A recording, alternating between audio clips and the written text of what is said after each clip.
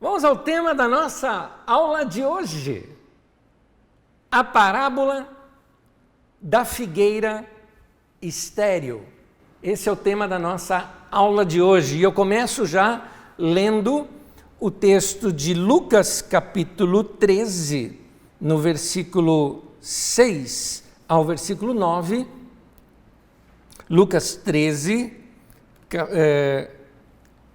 do versículo 6 ao versículo 9, o texto diz assim: Então Jesus contou esta parábola. Um homem tinha uma figueira plantada em sua vinha. Foi procurar fruto nela e não achou nenhum. Por isso disse ao que cuidava da vinha: já faz 3 anos que venho procurar fruto nesta figueira e não acho. Arranque-a. Por que deixá-la inutilizar a terra? Respondeu o homem: Senhor, deixa mais 1 ano, e eu cavarei ao redor dela e a adubarei. Se der fruto no ano que vem, muito bem. Se não, corte-a. Queridos, essa parábola, para interpretá-la, eu confesso para vocês que foi muito difícil para mim para interpretá-la, porque normalmente, para nós compreendermos uma parábola, nós olhamos no contexto em que ela foi dada. E quando eu li o contexto parecia não bater com a parábola. E eu li diversas vezes, meditei diversas vezes. Na verdade, essas minhas anotações aqui, elas já são de 6 ou 7 anos atrás. Eu me lembro que na época, 6 ou 7 anos atrás, quando eu estava esmiuçando esse texto, eu me lembro de ter visto alguns comentaristas mostrarem outras nuances do texto que aos poucos foi me elucidando um pouco mais o texto bíblico. Muitas vezes, para compreender um texto bíblico, você tem que fazer isso. Você tem que ler, reler, prestar atenção em algum detalhezinho do texto e, obviamente, conhecer um pouco mais o contexto. Então, surge aqui umas perguntas. Ora, para quem que Jesus contou esta parábola? A quem ele se referia? Porque Jesus usou alguns símbolos que as pessoas ali entendiam.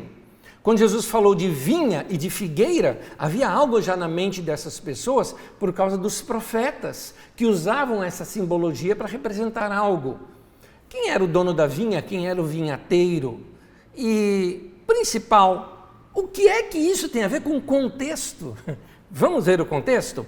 Eu quero ler o contexto desse texto, são exatamente os versículos anteriores a este, que está aqui em Lucas 13, de 1 a 5, que diz assim: Naquela ocasião, alguns dos que estavam presentes, só um detalhezinho, a expressão alguns que estavam presentes não é a melhor tradução. A melhor tradução seria alguns que já chegaram naquele momento, ou seja, chegaram umas pessoas e provocaram Jesus contando algo, tá? É assim a melhor tradução do texto. Então, contaram a Jesus que Pilatos misturara o sangue de alguns galileus com os sacrifícios deles. Coisa horrenda isso.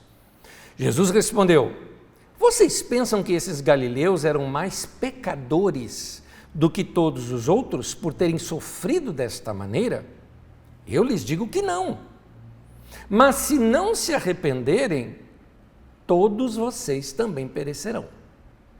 Ou vocês pensam que aqueles 18 que morreram quando caiu sobre eles a torre de Siloé eram mais culpados do que todos os outros habitantes de Jerusalém? Eu lhes digo que não. Mas se não se arrependerem, todos vocês também perecerão. Para tentar entender e começar a interpretar melhor esse texto aqui, é importante a gente começar a desvendar ou desenroscar este contexto do texto. Vamos lá para ele. Primeira coisa que a gente nota aqui é uma atitude nacionalista nessa pergunta. Essa pergunta tinha uma conotação política, nacionalista, provocativa de uma guerrilha.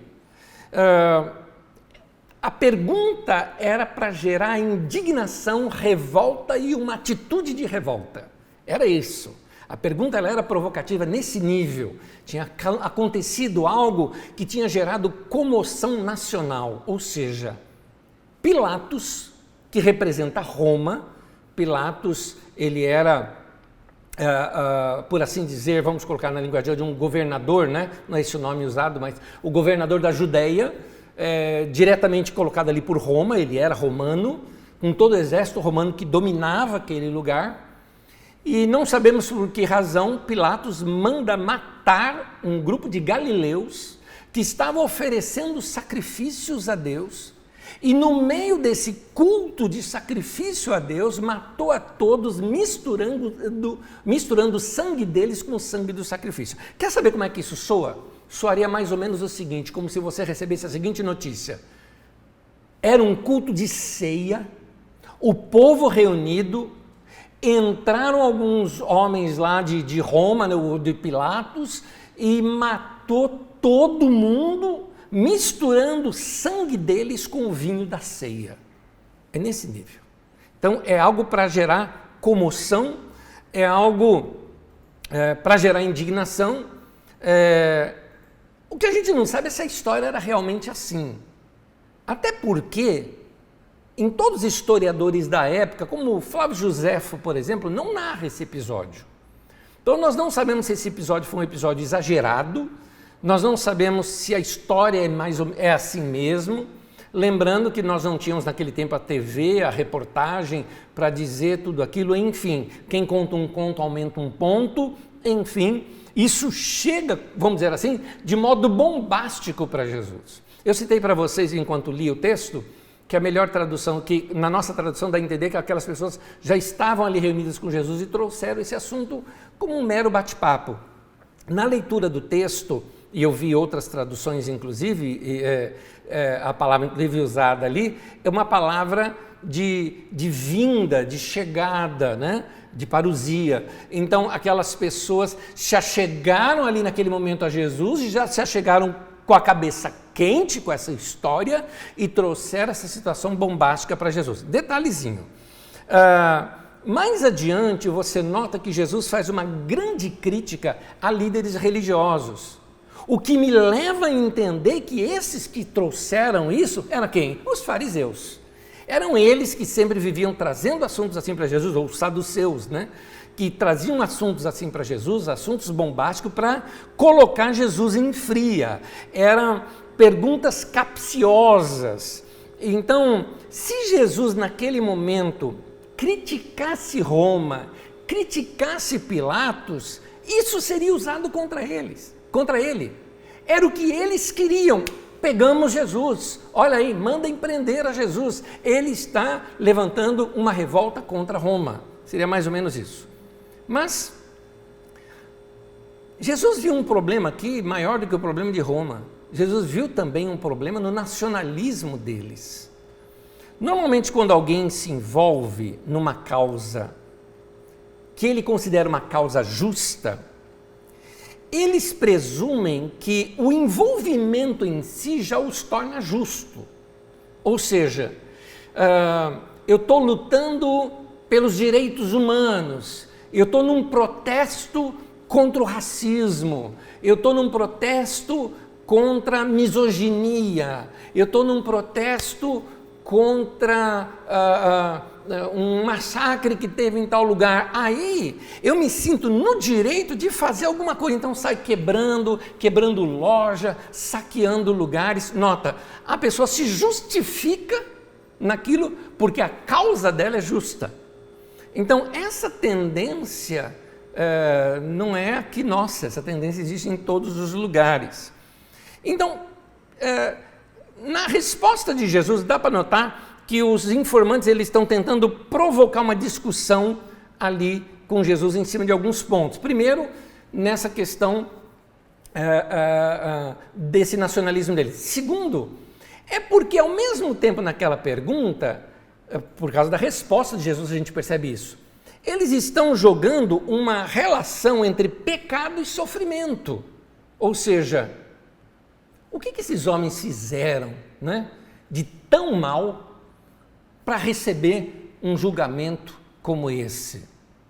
E Jesus quer mostrar que não é assim, porque isso estava embutido na teologia dos judeus. Os judeus entendiam a vida como essa questão de causa e efeito. Como muitos dentro da igreja evangélica hoje acham que tudo que acontece de ruim na sua vida é porque é causa e efeito. Um exemplo que eu quero te dar, que eu já até citei isso, porque foi uma situação próxima minha que aconteceu isso. Uma pessoa muito conhecida minha passou por um acidente de automóvel sério, a situação, o carro capotou, ficou assim, um caos naquele carro, não deu perda total, amassou todo, e é incrível como uma pessoa saiu ilesa daquele acidente, né? E uma pessoa estava narrando para outra essa situação, a outra pessoa logo perguntou assim, mas ele era dizimista? Tá vendo como que são as coisas? As pessoas colocam essa questão de causa e efeito, quer dizer, se ele não deu dízimo, então porque ele não deu dízimo, então o carro dele capotou. Quer dizer que quem dá o dízimo, o carro não capota. É isso que você quer dizer. Enfim, a questão desse pensamento estava entre os judeus de que se alguma coisa aconteceu de errado na sua vida, alguma culpa você tem. É interessante que isso não está na Bíblia Sagrada, porque no livro de Eclesiastes fala que o tempo e o acaso acontecem com todo mundo. Qualquer pessoa pode passar por um problema assim. E então, você vê isso, por exemplo, na vida dos discípulos. Os discípulos chegaram para Jesus, foram os discípulos, hein, que chegaram para Jesus, viram um homem cego de nascença, ali em João capítulo 9, de 1 a 3. Viram o cego de nascença e perguntaram assim para Jesus, Jesus, nasceu desse jeito, quem que pecou para ele nascer cego? Foi ele que pecou ou foi os pais dele que pecaram e por isso o menino nasceu cego? Olha que pergunta, e no mínimo aqui, uma pergunta tola. Por que tola? Porque se ele nasceu cego, como é que ele que pecou? Pecou onde? No ventre da mãe? Quando bebê ali, quando feto ele pecou? Então você percebe, quando as pessoas têm um certo paradigma doutrinário na sua cabeça, ou seja, eles foram doutrinados daquela maneira, eles não conseguem, paradigma é como se fosse um trilho, ele põe o pensamento naquele trilho e não consegue sair dali. Ele não consegue sair daquilo ali. Por isso que eles entraram em parafuso. O homem nasceu cego. Quem que pecou para ele nascer cego? E Jesus responde, nenhum, nem outro. Aliás, vocês vão ver a glória de Deus agora. Vai lá e cura o homem. Olha que interessante. Então, Jesus cita, por exemplo, um caso ali, aqui, né, nesse diálogo que nós lemos aqui de Lucas, Jesus cita, por exemplo, sobre a morte de 18 trabalhadores. Numa pesquisa que fiz um tempo atrás, eu vi o seguinte, Pilatos estava construindo um arqueduto na região sudeste de Jerusalém, um bairro ao sudeste ali de Jerusalém, chamado Siloé, onde tem o famoso tanque de Siloé. Ele estava ali construindo um arqueduto. Qualquer construção alta, ou qualquer construção que tenha um em cima do outro, que basta um andar acima, é chamado naquele tempo de torre. Então, por exemplo, aquilo que nós chamamos hoje de sobrado, por exemplo, naquele tempo era chamado de uma torre, não é? Então, aqui um arqueduto, eram altos os arquedutos romanos, realmente os arquedutos romanos eram bem altos, estavam ali numa construção, e tem mais um detalhezinho. Pilatos, isso não é bíblico, é extra-bíblica essa informação, é de historiadores. Pilatos retirou dinheiro do tesouro do templo para poder construir o arqueduto. E isso fez a população ficar horrorizada. Como é que o cara pegou dinheiro de Deus para fazer uma construção urbana? Como é que ele faz um negócio desse? E aí acontece que naquela construção tem um acidente, caiu uma parte ali da construção da torre e matou 18 homens. Então, as pessoas entenderam que aquilo foi um julgamento de Deus, não só sobre a obra de Pilatos, mas sobre aqueles homens também que estavam trabalhando ali. E Jesus fala que aqueles acidentes, tanto o acidente lá da morte dos galileus como da torre, não poderia ser atribuído aos pecados das pessoas, não é? Como assim? Aqueles trabalhadores estão em pecado, por isso Deus os matou. Então,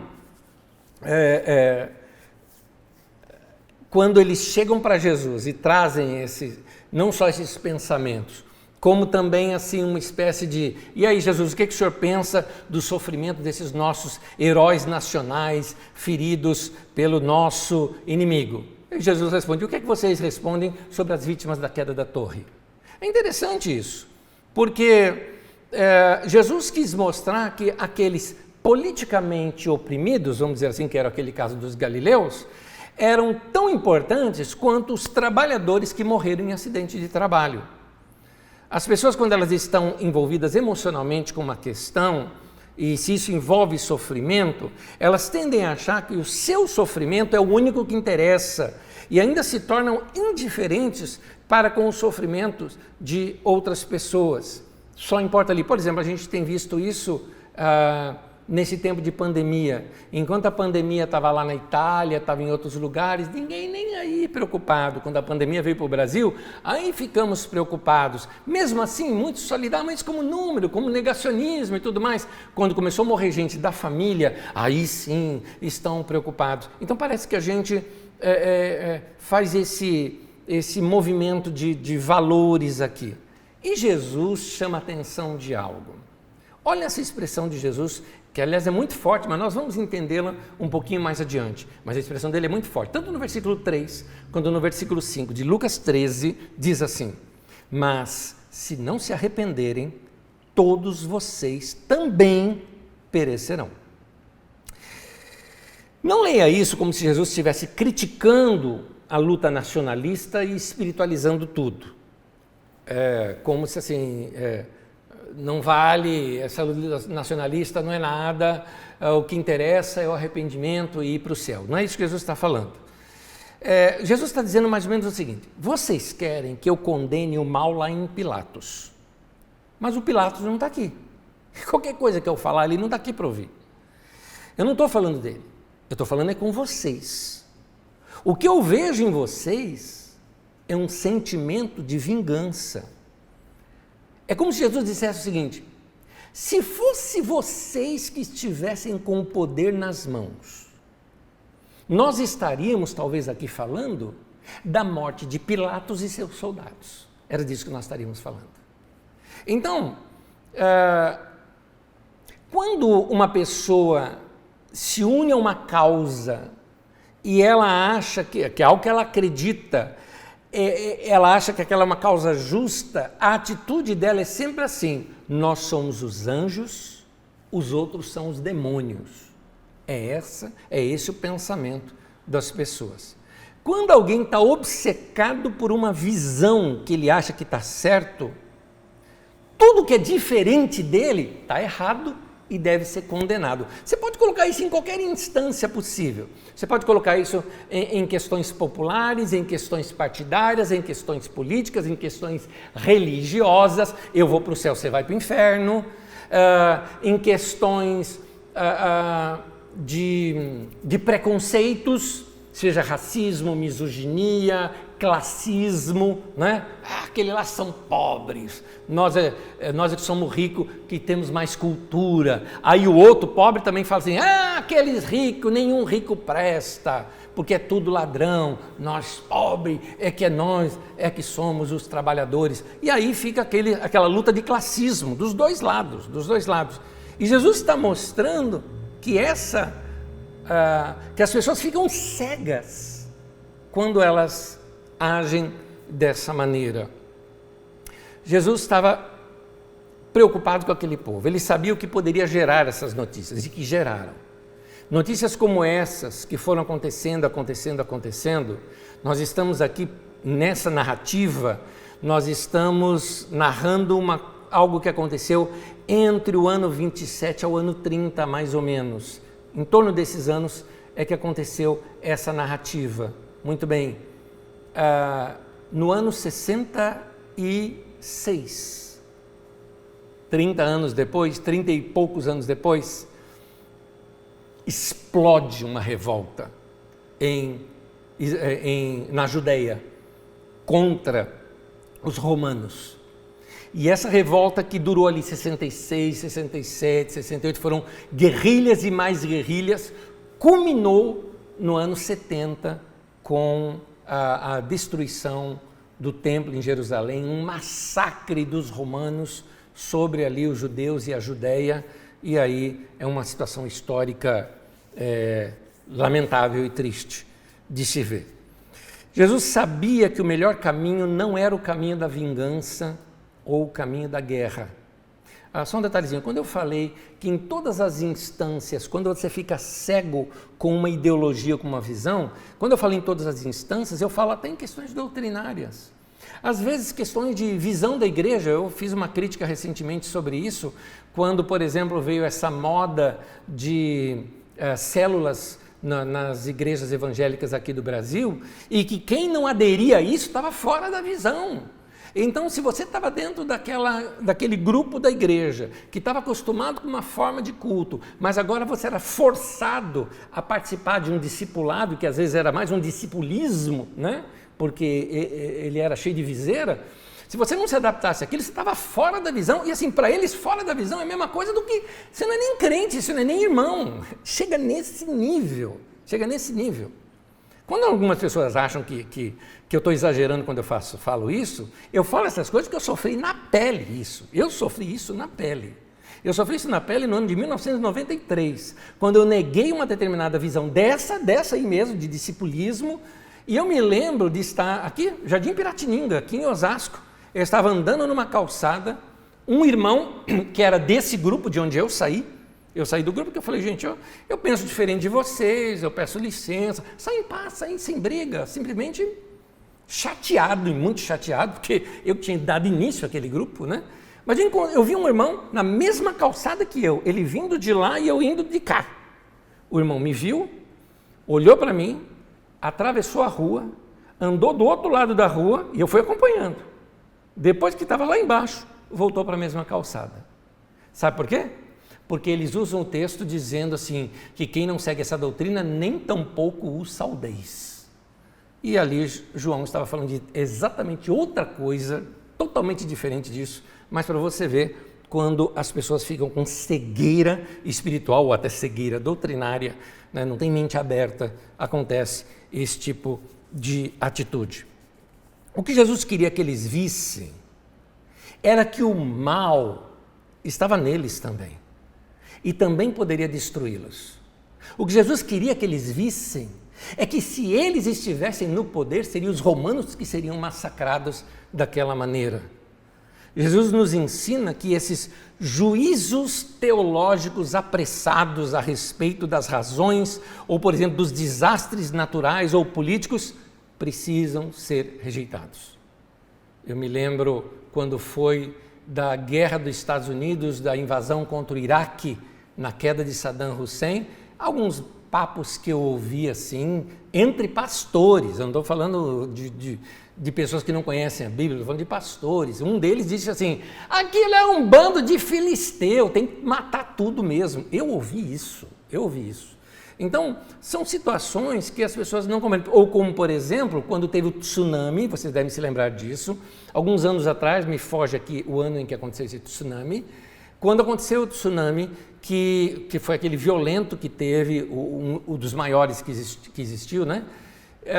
E aí as pessoas começaram a falar, é porque aquele povo não serve ao Senhor, não serve a Jesus, por isso que veio o tsunami e matou a todos. Mas tinha gente cristã lá também, naquela região. É que, como você vê, as pessoas tendem a tomar partidos, né, nesse momento, e Jesus está chamando a atenção, cuidado, você é tão ruim quanto aqueles. Se você não se arrepender, você também está errado. Você também vai perder. Então, Jesus ensina que nós devemos nos preocupar com todos os que sofrem. E não somente com aqueles que são da nossa causa. Nós vamos nos preocupar com todos. E a figueira estéril, o que tem a ver com isso tudo? Porque a parábola é a tal parábola da figueira estéril. O que tem a ver essa parábola? Vamos lá, interessante anotar como começa o texto. Lucas 13, versículo 6, diz assim: Então contou esta parábola. Um homem tinha uma figueira plantada em sua vinha. Muito bem. Note, ali era uma plantação de uva e tinha uma figueira no meio. Tinha uma figueira no meio de uma plantação de uva. Jesus estava usando símbolos que era de fácil entendimento para os seus ouvintes. Vamos lá, se eu estou aqui eu estou inventando isso agora, então eu posso criar aqui um exemplo um pouco ruim, né? Mas vamos supor que eu estou falando de futebol. Aqui em São Paulo, tá? Não é nem aqui no Brasil. Aqui em São Paulo eu estou falando de futebol, né? E aí eu falo o seguinte: você viu o peixe? Foi fritado, hein, o peixe essa semana. Todo mundo entendeu, o Santos foi desclassificado. Estou falando de futebol. A pessoa entende, né? Então, essa linguagem que eu usei é uma linguagem figurada, mas é uma linguagem que a gente entende. Agora, imagina isso sendo lido, suponhamos que isso aqui fosse escrito, e alguém lê isso 500 anos depois de hoje. O que ele queria dizer com o peixe sendo frito, né? Será que ele estava falando que não pode comer peixe? Ou que tem que comer peixe? Então, veja, a gente interpretaria diferente. Muito bem. Jesus estava usando símbolos que as pessoas entendiam de primeira, ele não precisava de explicar. Por quê? Por exemplo, eu vou citar vários textos aqui, esses textos aparecem na sua apostila depois. Não esquece de baixar sua apostila lá em carisma.com.br/didaquê. A partir das 9 da noite hoje você já baixa a apostila, ou seja, no final da aula você já pode baixar a apostila. 3 textos aqui que eu só vou citar para você, não vou nem lê-los. Em Oséias 9, versículo 10, ali a vinha é o povo e a figueira é a liderança. É interessante isso. A vinha é o povo, a figueira é a liderança. Lá em Lucas 20, do versículo 9 ao 16, depois do 19, Jesus conta uma parábola em que a vinha era o povo. E mais adiante, Jesus, quando cita ali os homens que mataram o filho do dono ali da vinha, os líderes se sentiram ofendidos porque eles entenderam que Jesus estava falando deles. Então, ali de novo, a vinha é do povo e os líderes eram os culpados. Em Isaías capítulo 5, também o profeta Isaías usa a expressão da vinha como sendo o povo. Então, quando Jesus conta uma parábola que o dono da vinha queria então arrancar a figueira, era para proteger a vinha, tanto que ele cita isso no texto, né? Que ele falou que a figueira estava roubando ali o alimento da terra que seria para a vinha, está indo para a figueira e ela mesmo não está dando fruto. Essa árvore ficava sugando o solo e não produzia nada. Ela ia estragar a vinha também. É interessante até que no texto está assim, nossa tradução está corta, mas não é corta, é arranca, tá? Porque nós ocidentais vamos dizer assim, cortamos a árvore. No Oriente Médio, você arranca uma árvore, você corta-se o tronco e o máximo que puder da raiz. É por isso, por exemplo, que você nota em Lucas 3:9, na pregação de João Batista, ele diz assim: o machado está posto à raiz. Então, o que o texto está querendo dizer é o seguinte: Jesus ali naquele texto está dizendo que Deus iria arrancar esses líderes infrutíferos, que não estavam doutrinando e ensinando o povo. Então, outro detalhe aqui no texto, na leitura do texto, que é interessante. Tem um tom de humor na língua original, quando o vinhateiro diz para o dono da vinha para esperar, porque ele iria cavar ali ao redor, iria adubar. Na verdade, não é adubar que ele fala ali. Ele usa uma linguagem que é uma linguagem bem de roça, tá? E aqui na nossa tradução está adubar, mas não nossa tradução. Na tradução de Almeida, por exemplo, olha aqui comigo em Lucas 13, versículo 8, na tradução de Almeida diz assim: ele, porém, respondeu: Senhor, deixa ainda esse ano, até que eu escave ao redor dela e lhe ponha estrume. Isso era um trocadilho ali que Jesus estava fazendo para se referir aos líderes. E o jeito de falar e da construção da frase dele referia-se a um estilo de um camponês falar, referindo-se ao líder. Seria mais ou menos o seguinte: Jesus está contando ali história e falou, vem o dono, né? E falou o seguinte: essa árvore não está dando fruto e ela está aqui sugando todas as energias do solo da minha vinha. Então, corta! Aí o vinhateiro, né, o homem que cuidava ali, vamos dizer assim, o caipira, né, ele chega e fala assim, sei lá, se fosse Jesus falando aqui para nós, seria assim com um sotaque de caipira mineiro: oi, moço, faz não, dá mais um cadinho de tempo para ela, dá? Eu vou jogar, eu ia falar uma palavra, vou falar outra aqui, eu vou jogar o estrume do cavalo da vaca ali ao redor dela, aí vamos ver se ela brota depois, se ela dá. Ou seja, quando ele fala que vai jogar estrume, ou seja, fezes, o povo está entendendo que aquela árvore representa uma liderança, que não está exercendo liderança para o povo, por isso o povo está se enfraquecendo na fé e começando revoltas. Então, falta uma liderança que dê estabilidade para aquele povo. Como eles não estão fazendo nada, o dono mandou cortar, ele falou: a gente joga estrume neles, mas quem sabe eles resolvem. Ou seja, vamos dar mais uma chance, mas ao mesmo tempo vamos jogar estrume neles, para ver se eles acordam do que estão fazendo. É um trocadilho que tem aqui no texto. Um jeito polido de falar seria o seguinte: vamos jogar água fresca, vamos podá-la. Né? Mas Jesus tem esse toque de humor. Aliás, em vários momentos Jesus tem esse toque de humor, é que a gente não pega isso porque não faz parte da nossa cultura.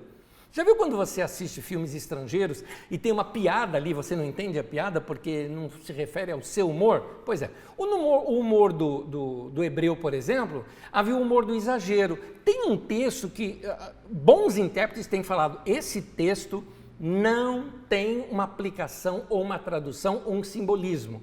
Esse texto é uma expressão cômica que Jesus usou. Sabe qual? O famoso camelo passar pelo buraco da agulha. Porque para o hebreu, o exagero era engraçado. Então você queria ser engraçado, falava com exagero. E Jesus muitas vezes tem esses trocadilhos.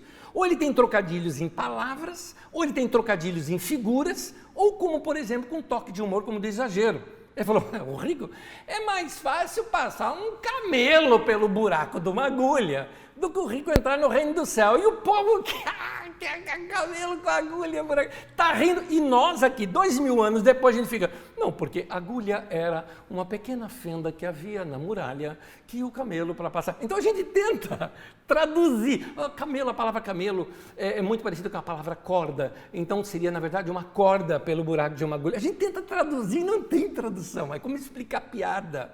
Então, Jesus usa muito isso, e nessa parábola ele também usa essa expressão, aqui usando uma expressão forte, né? Vamos jogar estrume nessa árvore, quem sabe ela se resolva. Bom, para a gente entender um pouquinho melhor ainda o texto, aperfeiçoando um pouquinho mais agora nossa compreensão, eu estou trabalhando com círculos, né? Estou aprofundando aqui, vamos chegando no âmago da questão. Porque aqui tem dois personagens que precisam também ser explicados para a gente. Quem que é o proprietário e quem que é o vinhateiro.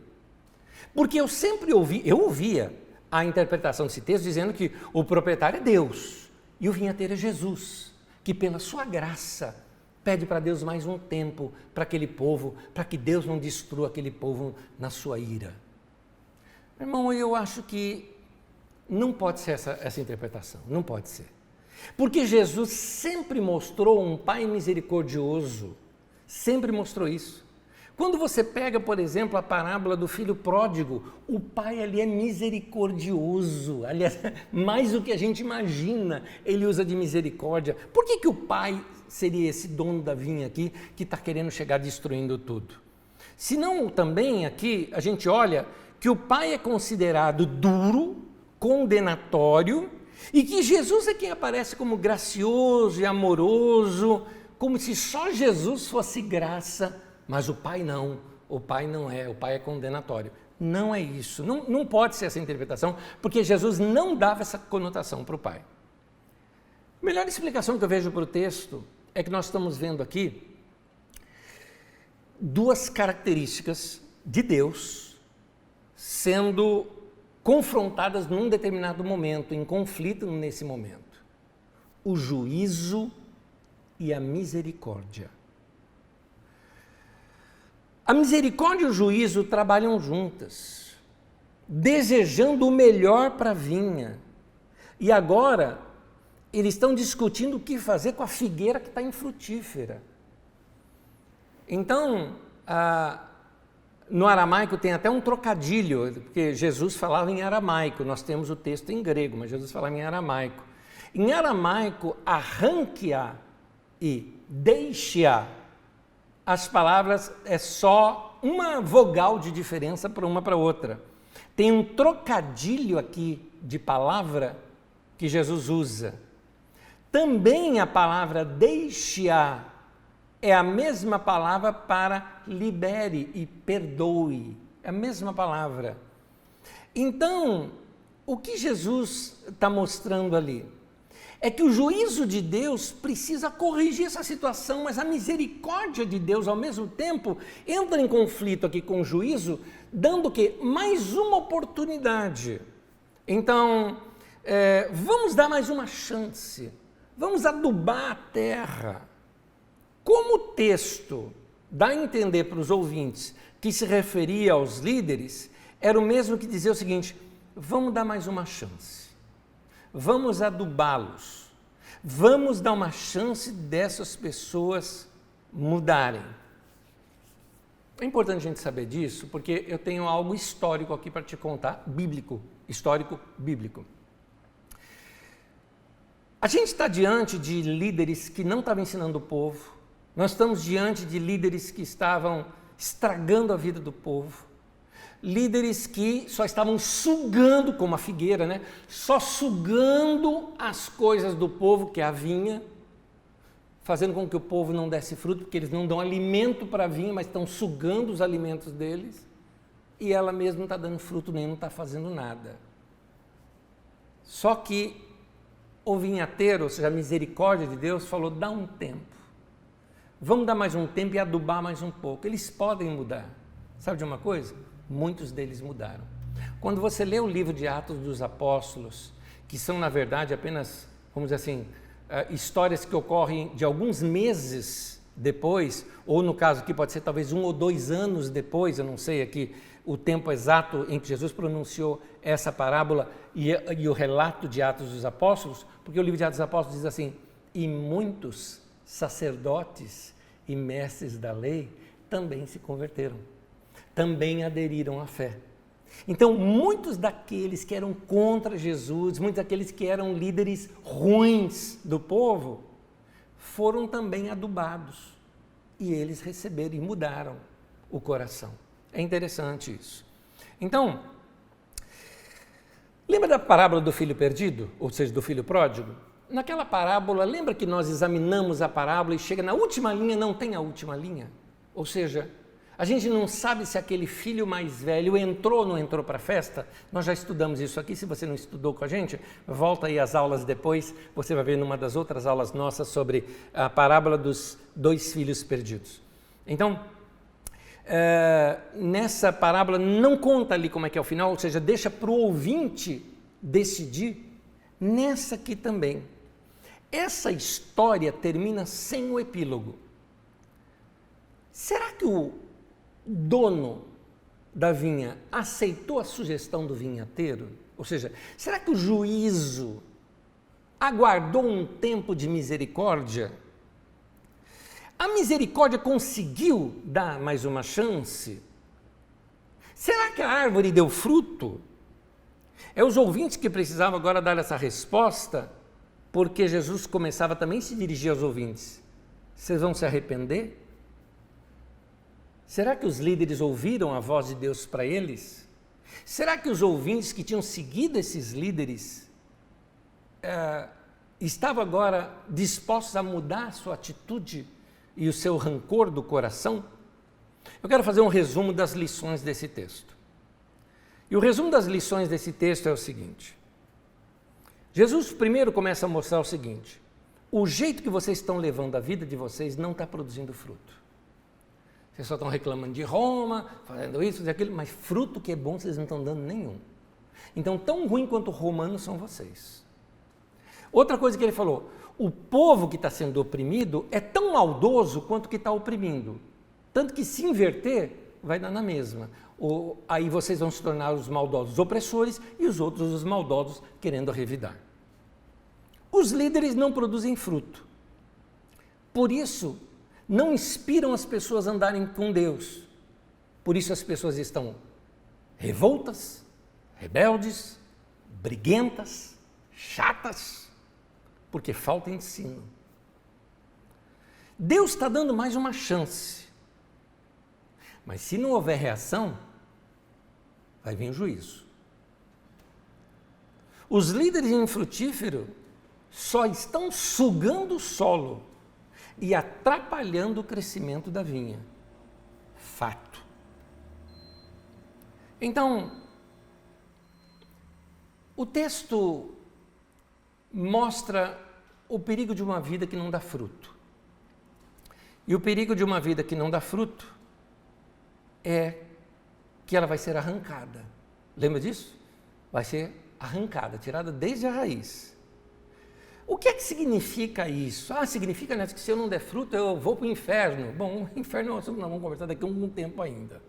Tá? Mas, na verdade, o que o texto está dizendo não é isso. O ser arrancado aqui é outra coisa. É ser tirado de cena. É ser colocado de lado. É não deixar história. O que eu quero te dizer, meu irmão, diante disso que nós aprendemos hoje, é que se a sua vida, minha vida, não der fruto, você vai ver que a sua vida passou e você não produziu nada, não deu fruto, se tornou inútil. Num dos funerais que realizei nesses tempos, funeral triste, de gente que, como eu disse ali naquele funeral, não precisava morrer, porque se a vacina tivesse chegado a tempo, aquela pessoa estaria viva. Mas é porque eu não acho que a morte das pessoas por Covid é uma fatalidade, ou que Deus decidiu isso, que Deus quis isso. Eu não acho isso, não acho isso. Mas, fecha esse parêntese, eu quero chamar a atenção para outro fator aqui. O fator que, eu disse ali, nós morremos algumas vezes na vida. Explicando. Existe a nossa morte física. Aquele momento parou tudo ali de funcionar. Morreu. Eu não estou falando de morte espiritual agora. Estou falando tudo de coisas terrenas e físicas, ok? Uma outra é quando existe o funeral. O funeral é aquilo. Enterrou o caixão. Terra em cima. Estou usando os nossos símbolos aqui de funeral. Na mente daqueles que assistem, eles estão dizendo, acabou, findou. Não há mais contato e relacionamento com essa pessoa. Mas há uma outra morte. Essa é a pior de todas. A última morte é aquela quando a última pessoa, aqui na Terra, citou o seu nome, referindo-se a você. Ou seja, quando a sua história foi apagada da história. O que Jesus está dizendo aqui é isso. Se você não produzir fruto na vida das pessoas, porque uma árvore não come do seu próprio fruto, correto? Uma árvore dá fruto para que os outros alimentem. Dar fruto é aquilo que acontece na sua vida, mas que sobeja da tua vida e abençoa a vida das outras pessoas. Se a sua vida não dá fruto na vida de outras pessoas, o seu nome vai ser rapidamente apagado. Por isso, fruto nas Escrituras abrange muito mais do que somente, vamos lá, alguém fala, fruto é quantas almas você levou para Jesus. É verdade, aliás, esse é o mais brilhante e maravilhoso de todos, que você levou alguém aos pés da cruz, isso é uma coisa linda e maravilhosa, mas não é só isso que a Bíblia chama de fruto. Fruto nas Escrituras tem vários outros detalhes. Eu vou ler vários textos aqui e nós já estamos no final da aula. Hebreus 13, versículo 15 e 16, há um texto aqui que diz assim, por meio de Jesus, portanto, ofereçamos continuamente a Deus um sacrifício de louvor. Me permita eu citar aqui esse texto, uma palavra original aqui, porque ela para mim é brilhante e linda. Diz assim, ofereçamos continuamente a Deus uma entrega, que é a palavra sacrifício, de Anesis. A língua grega diz isso aqui agora, é de onde vem o meu nome. Obrigado, viu? Pronto, continuando. Então, é que eu falo, meu nome é feio, mas ele é bonito. Então, ó, que é fruto de lábios que confessam o seu nome. E não se esqueçam de fazer o bem e de repartir com outros o que vocês têm, pois de trás entregas, de trás sacrifícios, Deus se agrada. Note a relação que o texto bíblico dá entre fazer o bem e louvor. O sacrifício de louvor é o sacrifício de fazer o bem que Deus se agrada, que diz aqui o texto. Não esqueça de fazer o bem e repartir com os outros o que vocês têm. Qual a última vez que você doou alguma coisa sua? Qual a última vez que você fez uma doação para alguém? Aliás, uma prática bem dos judeus e também dos cristãos primitivos, a prática da esmola. Cadê as suas esmolas? Ou você acha que esmola é só coisa de católico, você que é evangélico não tem que dar esmola? A Bíblia diz em Atos, no capítulo 10, que um homem chamado Cornélio, aparece um anjo para ele, e o anjo diz assim para ele, falou, Cornélio, as suas orações e as suas esmolas chegaram diante de Deus. Não é só oração, as esmolas também. Então, nesse texto que nós lemos aqui da carta aos Hebreus, nós vemos que confessar o nome de Jesus, o que é isso? Viver a vida de um seguidor de Jesus, de todo o coração.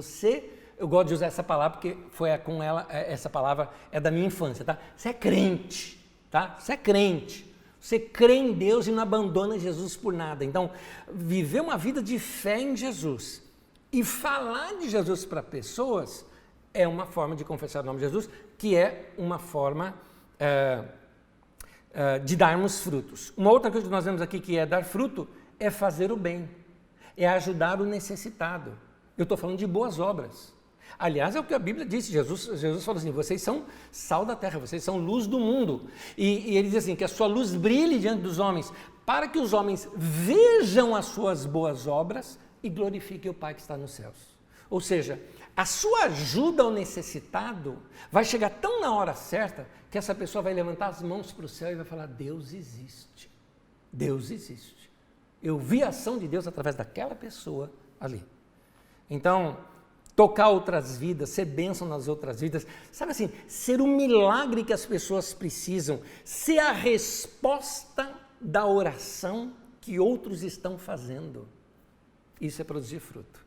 Gálatas 6:10. Enquanto temos oportunidade, façamos o bem a todos. A Bíblia ensina para a gente não perder a oportunidade que nos aparecem de fazer o bem ou qualquer ato de bondade para com alguém. Porque às vezes nós pensamos em fazer o bem somente em dar alguma coisa, mas qualquer ato de bondade é um fruto nosso que nós podemos tirar aqui da nossa árvore e oferecer para alguém. É verdade, às vezes é um sorriso, uma maneira de cumprimentar, uma palavra encorajadora. Gente que está nesse momento com alguém querido no hospital, você dá um alô para a pessoa, manda um recado para a pessoa, fala, conta comigo, eu estou com você, estamos juntos nesse momento.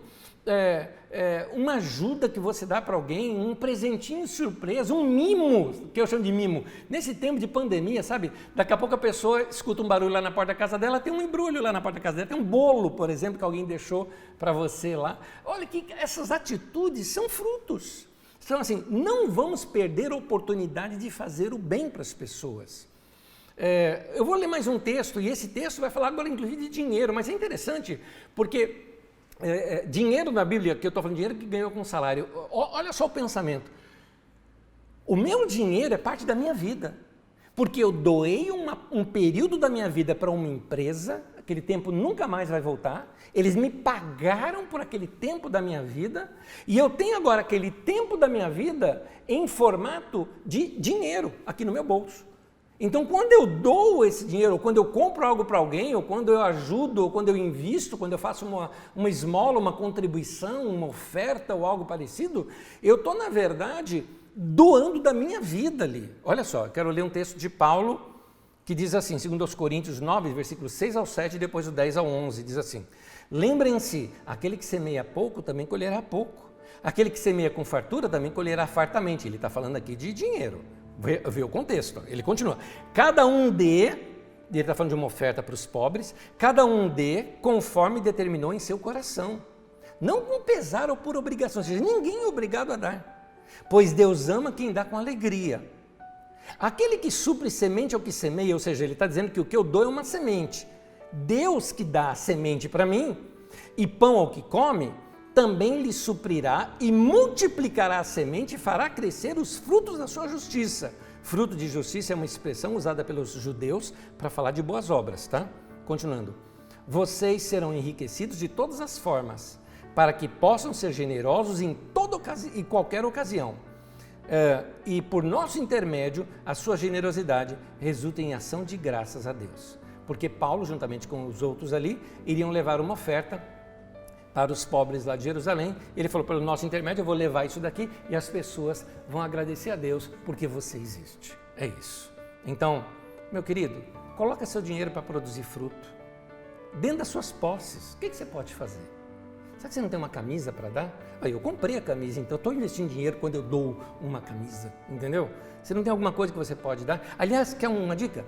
Administre melhor os seus gastos para poder realizar algo. Porque talvez você gasta demais com você mesmo. Você autoconsome todo o salário que você produz. Isso é egoísmo. Você precisa separar um pouquinho para doar, para abençoar, para ajudar. Outro fruto que a Bíblia também mostra, Gálatas 5, versículo 22 e 23, diz assim: mas o fruto do Espírito, ou seja, o fruto de um relacionamento do meu coração com o coração de Deus, do meu Espírito com o Espírito Santo, o fruto do Espírito é amor, alegria, paz, paciência, amabilidade, bondade, fidelidade, mansidão e domínio próprio. Note que cada um desses itens tem a ver com o que os outros comem da vida da gente. O amor na minha vida alimenta a vida da pessoa. A alegria na minha vida não é para eu ficar alegrezinho, é para eu contagiar os outros com a minha alegria. A paz, as pessoas que estiverem perto de mim sentirem paz. Eles verem a minha perseverança, a palavra paciência, perseverança é a mesma, e serem inspirados por aquilo. A amabilidade, o jeito gentil que eu trato as pessoas, a bondade, a fidelidade, aí a palavra fidelidade é a mesma palavra para fé, a minha fé em Deus, que eu não abandono a Deus por nada, que isso inspire outras pessoas a andarem. A minha mansidão, a maneira como eu lido com conflitos e o domínio próprio. Gente, é para você ser assim, gente crente, sabe, cristão, gente boa, simpático, que traz alegria no ambiente, gente bondosa, que faz os outros reconhecerem que Deus existe porque viu a vida dele na tua vida. Vai ser gente boa, meu querido. A árvore não come do seu próprio fruto, então fruto é aquilo que serve de inspiração e alimento para a vida dos outros. Então, o seu relacionamento com Deus não é só para você sentir paz e estar bem. Não. O seu relacionamento com Deus é para transbordar. As suas experiências com Deus é para inspirar outras pessoas a amarem mais a Deus porque tiveram contato com você. Que as pessoas tenham paixão pelas Escrituras, ao ver a paixão que você tem pelas Escrituras. Que as pessoas tenham paixão por Deus, pela fidelidade a Deus, pela fé em Deus, ao ouvirem você, ao conversarem com você, ao estarem com você. Isso é fruto que alimenta a vida das outras pessoas, que inspira a vida das outras pessoas. Não é só viver bem a sua própria vida, mas inspirarem outros a viverem bem também as suas vidas, através da inspiração que receberam de você. Jesus,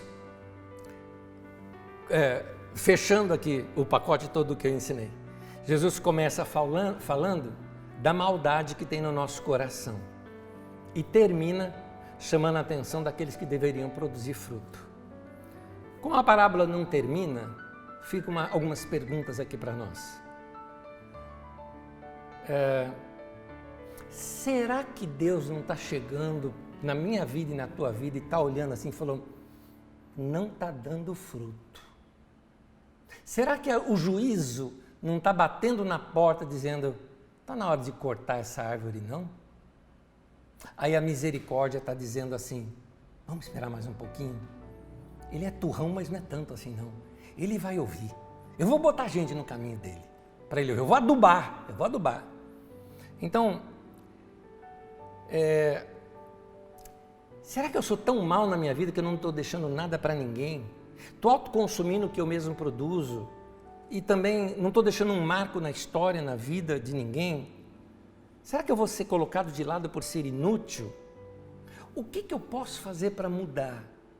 Eu termino com o texto de Jesus que diz assim, em Lucas 13, no versículo 3 e 5, ele diz, se vocês não se arrependerem, se você não mudar o teu caminho, se você não mudar a tua direção, se você não mudar a tua mente, seu jeito de ser, todos vocês também vão perecer. A sua história vai ser apagada. Você não vai deixar marco na história. Então, querido, palavra de Jesus para você, primeira pregação de João Batista, se arrependa. Primeira pregação de Jesus, se arrependa. Primeira pregação de Pedro, se arrependa. Muda a sua cabeça. Arrependimento é uma decisão de mudança, é mudar de rumo, é dar uma mudada na maneira de viver e começa agora. Aliás, o último texto vem agora. Eu vou ler esse texto na Nova Tradução da Linguagem de hoje. Diz assim, em Romanos 12, 2, não vivam como vivem as pessoas desse mundo. Eu acabei esquecendo de colocar nas telas, você me acompanha ouvindo. Não vivam como vivem as pessoas deste mundo, mas deixem que Deus os transforme por meio de uma mudança completa na mente de vocês. E assim vocês conhecerão a vontade de Deus. Isto é aquilo que é bom, perfeito e agradável a Ele. O que o texto está dizendo é o seguinte, não anda como todo mundo anda, não. Todo mundo por aí é egoísta, faz o que dá na cabeça. Não seja assim. Mas se transforme por uma mudança da sua mente. E quando você mudar a sua maneira de encarar a vida, tudo ao teu redor vai mudar. Porque você vai experimentar a boa, perfeita e agradável vontade de Deus. Vamos orar? Senhor, nós nos arrependemos de termos sido rudes, rancorosos, teimosos. Nós nos arrependemos do nosso egoísmo, da nossa insensibilidade. A gente ouvindo falar de tantas mortes, e hoje para nós isso são números. Parece que a gente só fica vendo números. Senhor, dá-nos um coração misericordioso, bondoso, compassivo, que tenhamos compaixão, capacidade de sentir o que o outro está sentindo. Senhor, coloque em nosso coração no dia de frio, a preocupação com aqueles que passam frio. Coloque no nosso coração a preocupação daqueles que não têm o que comer. Coloca no nosso coração aquela preocupação de o que eu posso fazer para que as vidas que estão ao meu redor possam ser um pouquinho melhor e eu possa contribuir com isso. Que o Senhor nos ensine como nos arrepender no dia a dia. Que o nosso coração seja transformado e mudado. Ensina-nos, Senhor, esse novo caminho, que é o caminho de seguir a Jesus. É o que nós te pedimos, Senhor. Em nome de Jesus. Amém. Amém.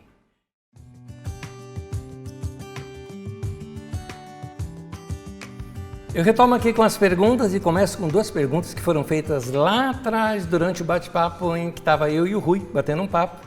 E eu começo com essas lá de trás, então fora aqui do assunto da aula, mas dentro do nosso contexto geral do que foi falado antes, hoje.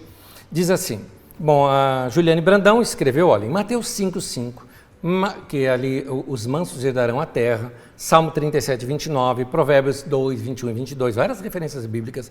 A referência sobre a terra que os retos e íntegros habitarão para sempre. Essa terra é aqui mesmo? Muito obrigado, que Deus abençoe. Ela pediu licença de fazer uma pergunta que não estava dentro do assunto da aula. Juliane, muito boa a sua pergunta. O que eu quero lhe dizer é que nós vamos ampliar um pouco mais esse entendimento quando nós falarmos aqui sobre céu e inferno. Eu ainda não entrei nesses assuntos. Então eu vou tocar, vai ter uma matéria aqui, vai ter uma aula aqui só sobre céu, sobre inferno, e aí eu vou falar sobre essa expectativa que os judeus tinham de vida eterna, e essa expectativa que foi mudada na época dos hebreus, na época dos judeus, na época do judaísmo tardio e na época do cristianismo. E isso tudo vai sendo mudado ao longo do tempo com expectativas diferentes. E nós vamos estudar isso aqui. Eu vou revisar algumas aulas que eu já dei essas nuances lá em algumas aulas e eu volto aqui. Agora, lembrando, esses textos referem-se a textos escritos ali pelos hebreus que entendiam que a nossa vida era aqui mesmo na terra. Eles não pensavam em céu, Era isso que eles imaginavam. E que os ímpios seriam completamente extirpados e desaparecidos da terra. Essa mesma ideia que o texto quer passar. É assim para nós hoje? Nós vamos ver isso em outras aulas. Não agora ainda vai demorar um pouco. Vou encerrar essa de parábolas de Jesus, nessa temporada, né, de parábolas de Jesus. Depois eu quero falar sobre a morte e a ressurreição de Jesus e o impacto disso na vida dos discípulos, que gerou a igreja primitiva, assim chamada, estudar aquela ideia da igreja primitiva e aí começar a mostrar a expansão do evangelho, para então eu entrar nas questões doutrinárias, que são coisas posteriores ao movimento de Jesus. O movimento de Jesus é esse movimento que vai tudo acontecendo aqui, nessa ebulição de coisas que esse Jesus de Nazaré trouxe. A igreja primitiva por ser lá no início, no começo, os primeiros movimentos da igreja, que eram praticamente uma continuação do movimento de Jesus, e depois as igrejas chamadas igrejas sedentárias, as igrejas que se estabilizaram, estabeleceram nas cidades, criando uma liderança, se organizando e aí então se doutrinando. É nesse período que nós vamos estudar as doutrinas da igreja cristã, onde eu vou tocar nesses assuntos. Então demora um pouquinho, tem um pouquinho de paciência, porque se eu simplesmente responder assim, vai ficar muito no ar. Eu preciso de toda uma base para tentar explicar isso melhor. A Edinalva pergunta o seguinte: será que não está faltando mestres nas igrejas de um modo geral? Com certeza. Eu diria que está faltando ensino da Bíblia Sagrada. Está faltando ensino. Nós temos muito blá blá blá, nós temos algumas pregações que, se você tirar todos os textos bíblicos da pregação, ela continua a mesma coisa, ou seja, não foi uma pregação baseada nas Escrituras, mas uma pregação assim que esse texto da Bíblia se encaixa aqui, esse texto se encaixa aqui, ou seja, os textos são só mencionados em um mero apoio àquele pensamento. Muitos pastores hoje viraram verdadeiros coaches, né? Simplesmente positivismo para que vamos viver a vida, ou vamos empoderar essas pessoas falando de poder, da autoridade e tudo mais. É isso que tem sido, infelizmente, por muitos anos já, eu acho que da década de 80 para cá, eu vou chamar de desvio, esse desvio que eu vejo na igreja evangélica, principalmente nas duas alas, na ala tradicional, na ala neopentecostal, como eu vejo também nas católicas carismáticas. Eu vejo esse desvio, essa ênfase demasiada nos carismas levou as pessoas, na verdade, a abandonarem as Escrituras, e não era para acontecer assim, porque o Espírito Santo veio para quê? Para nos fazer lembrar das coisas que Jesus ensinou. Então eu vejo muito mais unção do Espírito Santo quando um texto da Bíblia é esclarecido para nós, do que aquele culto onde o povo fica caindo e coisas acontecendo. Eu acho que temos aí conceitos diferentes do que seja poder de Deus e unção do Espírito Santo. Mas nós vamos estudar isso lá no livro de Atos, quando a gente estiver estudando. Jane perguntou o seguinte: entendo que para Deus cada um tem o seu valor e um propósito. Não é um melhor do que o outro, e cada um de nós somos capacitados para servir a Deus servindo pessoas. Estou certa? Certíssima, Jane, certíssima. Não tem gente maior do que o outro. Não tem. No reino de Deus nós somos todos iguais. Não existe ovelha de primeira categoria e ovelha de segunda categoria. Não existe isso. Não é porque um conhece mais do que o outro que é melhor. Os cargos da igreja não tornam maior. Eu não sou maior do que você. Na verdade, eu sou menor do que você. Porque aqueles que servem, se a Jane que eu estou pensando aqui da nossa comunidade, que é alguém que serve pra caramba, Jesus disse que você é maior do que eu, porque você serve até mais do que eu aqui na nossa comunidade. Então, serviço às pessoas é o que nos faz, Jesus disse, o primeiro entre vocês é aquele que vos serve. Então é assim no reino de Deus. Mas isso não significa pirâmide, tá? Não significa pirâmide. Simplesmente é a honra que nós damos a essas pessoas, porque na verdade nós somos todos iguais. O Sandro pergunta assim: Anésio, você já visitou algum estudo que explore os impactos dos confrontos dos líderes religiosos dos judeus à pregação de Jesus? Olha, eu cito bastante isso nesses textos aqui que tenho lido. Mas o que você vê, na verdade, é quase que um certo ciúme ou inveja por parte ali dos judeus com relação aos ensinos de Jesus. Você vê isso, por exemplo, na aula passada, quando nós estudamos a parábola do bom samaritano. Aquele mestre da lei que chega para confrontar Jesus, você vai notar o seguinte, ele está querendo dizer o seguinte: eu sei o mesmo que Jesus sabe, por que tem essa multidão toda seguindo Jesus e não estão seguindo a mim? Então ele tenta fazer um confronto aberto com Jesus para tirar uma lasquinha dali e mostrar para os outros, viu como eu também sei? E Jesus vira a mesa ali, naquela boa parábola que ele conta, que é a aula passada, é só dar uma olhadinha lá. Mas, de fato, eu vejo que esses confrontos só solidificaram ainda mais os ensinos de Jesus na mente do povo. O Gabriel pergunta o seguinte: boa noite, Anésio. Eu acho que um bom exemplo sobre essas interpretações erradas aparecem bem no filme de Monty Python, A Vida de Brian. Olha, é uma das minhas comédias prediletas. Eu só não posso recomendar a todos porque tem cena de nudez ali. Me desculpem, mas eu prefiro falar assim aberto com vocês. Mas de fato eu ri muito com aquilo tudo e conta exatamente esses conflitos entre os judeus rebeldes querendo derrotar Roma. A boa e velho humor britânico do pessoal do Monty Python. Né? Ou para alguns, humor besta e bobo, tá? Porque tem muitas pessoas que falam, nossa, não vejo graça nenhuma nisso. É pastelão, gente. Quem gostava de Três Patetas e Trapalhões vai gostar também do Monty Python, tá? É isso. Vamos lá. O Sandro pergunta aqui também, Anésio, quando você traz a leitura sobre uma liderança fraca, que produz um povo fraco, é muito dos nossos dias isso. O Didaquê é um passo para romper essa inércia local. O que vem depois para o Brasil? Sandro, eu estou longe de ser alguém que consigo fazer previsões. Mas, como eu costumo dizer, quando a gente olha a história e vê uma linha sendo traçada por um comportamento social, vê onde chegamos, é só você traçar uma linha reta e vai falar, ué, está indo para lá. A igreja evangélica no Brasil, com esse alinhamento dela com o poder, e falando muito de poder e domínio, seu envolvimento político e partidário, vai fazer com que haja uma grande reação contra a igreja evangélica mais adiante, principalmente por causa daquelas forças assim chamadas minoritárias que a igreja evangélica atacou, como os homossexuais, por exemplo. Teve muito ataque por parte de alguns líderes evangélicos com relação a esses grupos, e isso vai entrar em conflito mais adiante. É certo isso, está claro, isso já existe hoje e vai continuar. Então, eu acho que vai começar a haver assim um certo divisor de águas até no meio da igreja evangélica brasileira.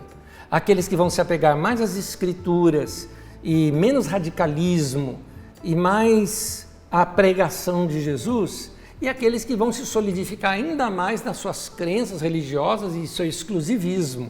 Então, como eu estou fazendo uma leitura, e que Deus guarde o nosso coração para que a gente não fique arrogante, que não julgue a outros, e que Deus jogue muito esterco, né, na gente, muito adubo na vida da gente, para que, quem sabe, a gente também dê fruto e a gente não seja cortado e arrancado, mas que a misericórdia vença e transforme o nosso coração, o meu, o teu e o nosso aqui. Vamos estudar a Bíblia, vamos orar, vamos nos arrepender, vamos mudar o nosso coração e deixar Deus fazer isso diariamente na nossa vida. Que Deus abençoe todos vocês, obrigado aqui pelas perguntas que foram feitas. Que Deus abençoe você, até a próxima aula, lembrando que sempre a gente tem um bate-papo antes. Lembrando também que no domingo, 10 horas da manhã, começa o nosso culto, mas 9h15 da manhã, você já tem aqui uma entrevista gostosa que vai ter aqui no próximo domingo. Vem participar com a gente. Desde as 9 já tem um momento de louvor, de adoração, você já relembra alguns cânticos nossos aqui. É só você ligar aqui nesse canal do YouTube e participar com a gente no próximo domingo. Começa às 9 da manhã, tá bom? Deus abençoe você e até domingo.